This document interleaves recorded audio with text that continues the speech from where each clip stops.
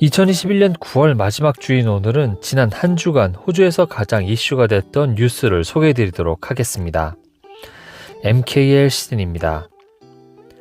한 주간 이슈가 된 소식은 코로나 상황이 안정되어 가고 있는 뉴사우스웨일스주에서 추가로 발표한 코로나 출구 전략 로드맵 소식, 1일 확진자 847명 기록하며 1일 최고치를 갱신한 빅토리아주에서 이어지고 있는 폭력 시위 소식, 해외여행 재개의 기대감이 커지고 있는 가운데 어린이들 대상 백신 접종 논의 소식을 전해드립니다. 뉴사우스웨일스주의 1일 확진자 숫자는 계속 감소 추세에 있고 오늘 발표에는 787명을 기록했습니다. 이는 뉴사우스웨일스주의 높은 백신 접종률과도 관련이 있는데요. 뉴사우스웨일스주의 1차 접종률은 85.5%이고 2차 접종 완료율도 60.1%를 기록 중입니다. 2차 접종률은 매일 0.5%씩 상승할 정도로 빠른 증가세를 보여주고 있으며 특히 12세에서 15세 사이의 청소년들에 대한 접종 속도도 빨라져 이미 3분의 1가량이 1차 접종을 마친 상태입니다. 앞서 주정부는 락다운 해제 시점을 2차 백신 접종률 70% 도달 후 첫 번째 월요일로 밝힌 바 있는데요. 오늘 오전 이 시점이 10월 11일이 될 것이라고 밝혔습니다.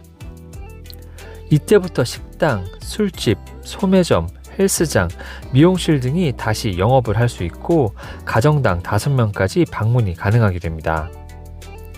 또한 접종 완료일 80% 도달 시점에 코로나 출구 전략 로드맵도 추가로 발표가 됐습니다. 80% 이상 2차 백신 접종률을 기록하게 되면 지방지역으로 여행이 가능해지며 백신 접종을 완료한 사람은 최대 10명까지 손님을 맞을 수 있으며 지역 스포츠 활동도 재개가 됩니다. 또한 백신 접종 완료자는 결혼식, 장례식, 미용실 방문에 제한이 사라지게 됩니다. 백신 접종을 하지 않은 사람은 종교 행사만 참석이 가능합니다. 백신 접종 완료율이 90%가 달성되는 세 번째 단계는 12월 1일로 예측하고 있는데요. 이때부터는 백신 접종을 하지 않은 사람도 백신 접종자와 같은 규칙이 적용될 수 있다고 밝혔습니다. 실내에서도 더 이상 마스크 착용이 의무화되지 않고 나이트클럽이 다시 문을 열게 됩니다. 이때부터는 코비드 일상 상태가 되는데요. 이 시점부터 해외여행도 가능해질 것으로 예상이 됩니다. 뉴사우스웨일스주에서 2차 접종률이 70%에 가까워짐에 따라 10월 6일부터 지방 거주민 수백 명을 대상으로 백신 여권을 2주간 시범 운영키로 했습니다. 지금은 백신 접종 증명서 관련해 디지털 방식의 백신 접종서를 다운받아서 사용하거나 우편으로 전달받은 종이 증명서를 이용하고 있는데요.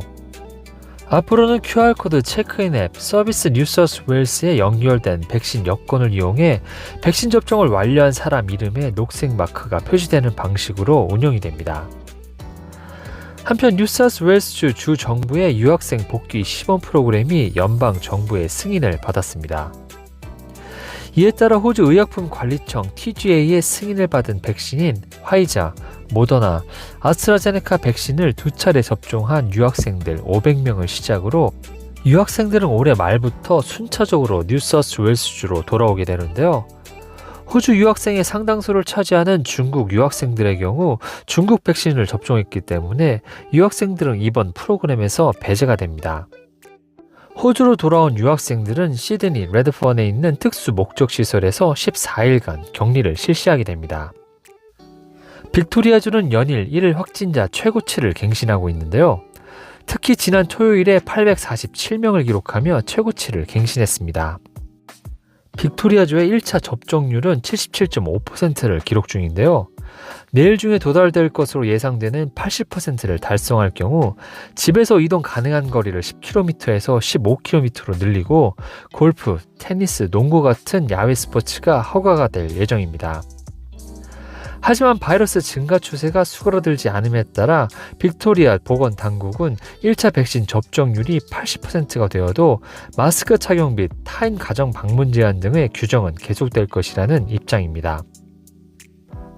한편 빅토리아 정부는 학교 교직원과 차일드케어 종사자들에 대한 코로나 백신 접종 의무화를 발표했습니다. 이에 따라 주내 모든 학교와 어린이집 직원은 10월 18일까지 1차 접종을 받고 11월 29일까지 접종을 완료해야 합니다. 빅토리아주의 경우 몇 주 안에 700여 곳 이상의 약국에 모더나 백신 30만 회분 이상이 공급될 예정인데요. 모더나 백신은 12세에서 59살 사이 누구나 접종이 가능함에 따라 접종 속도는 더욱더 빨라질 것으로 전망이 됩니다. 멜번에서는 건설 분야 백신 접종 의무화 반대로 시작된 시위가 지난주 내내 폭력이 난무하는 락다운 반대, 백신 반대 시위로 변질이 되며 확산이 되어 수백 명의 시위대와 경찰의 충돌이 이어지고 있는 가운데 시위로 체포된 사람의 수가 200명을 넘어섰습니다. 지난주 빅토리아주 정부는 건설 현장 노동자에 대한 코로나 백신 접종을 의무화했는데요. 이에 반발하는 폭력적인 시위가 발생하자 이에 대응해 락다운 지역에 있는 건설 현장을 10월 5일까지 2주간 폐쇄시켰습니다.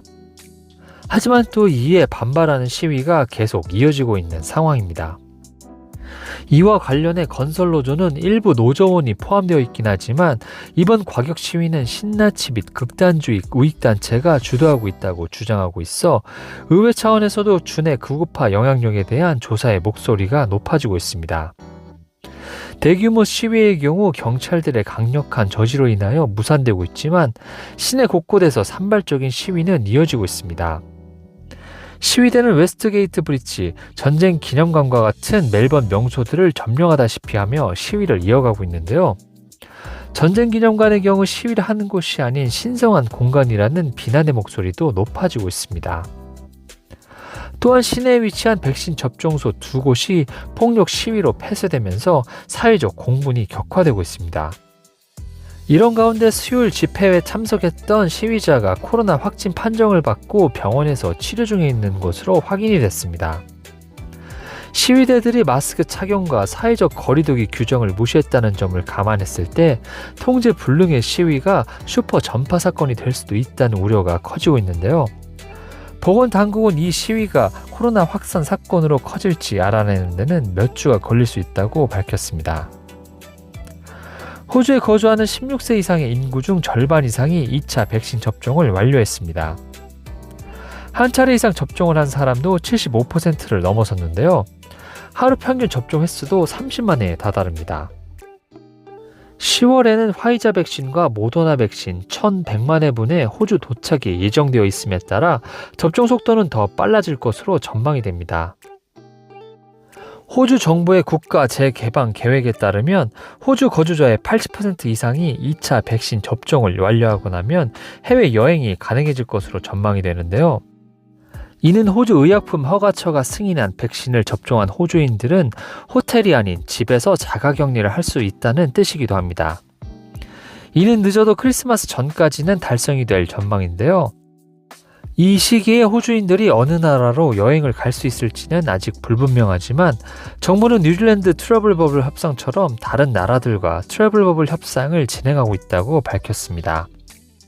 한편 연방보건부 장관은 화이자의 5살에서 11살 어린이 백신 사용 승인 신청을 할 것을 요구했습니다. 호주에서 코로나 백신 접종을 하기 위해서는 우선 백신 접종 전문가 패널인 ATAGI의 승인이 필요한데요.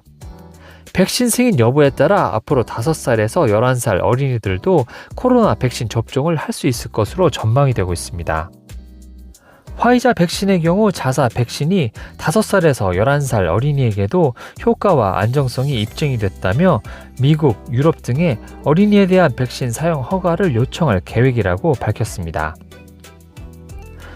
오늘은 코로나 상황이 안정화되어가는 뉴사우스 웨일스주에서 추가로 발표한 코로나 출구 전략 로드맵 소식, 1일 확진자 847명 확진자를 기록하며 1일 최고치를 갱신한 빅토리아주에서 이어지고 있는 폭력 시위 소식, 해외여행 재개에 대한 기대감이 커지고 있다는 소식과 어린이들을 대상으로 한 백신 접종 논의 소식을 전해드렸습니다. 오늘 호주 주간 뉴스는 여기까지고 다음 주에 다시 찾아뵙겠습니다.